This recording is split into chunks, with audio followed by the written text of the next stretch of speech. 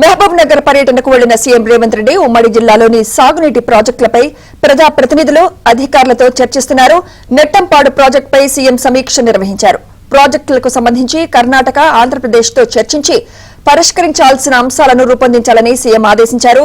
తొమ్మిళ్ల lift irrigation పూర్తయ్యేందుకు కావాల్సిన విషయాలపై అధ్యయనం చేయాలన్నారు.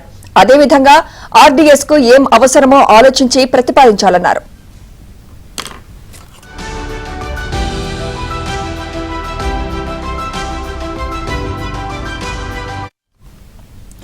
మరోవైపు ఖానాయిపల్లి R&R సమస్యను తక్షణమే పరిష్కరించాలని సీఎం అధికారులను ఆదేశించారు. ఇందుకు అవసరమైతే గ్రామ సభ నిర్వహించి నిర్మాణంలో ఇళ్లు, భూములు కోల్పోయిన వారికి పునరావాసం కల్పించేలా చర్యలు తీసుకోవాలని ఆదేశించారు. మరోవైపు ఎలాంటి సమస్య లేకుండా కోయల్ సాగర్ రిజర్వాయర్ సామర్థ్యాన్ని పెంచడానికి సంబంధించిన అంశాలను పరిశీలించాలన్నారు. ప్రస్తుతం డిజైన్ చేసిన ఆయకట్టును పూర్తి స్థాయిలో అందించేందుకు స్పష్టమైన ప్రతిపాదన తయారు చేయాలన్నారు.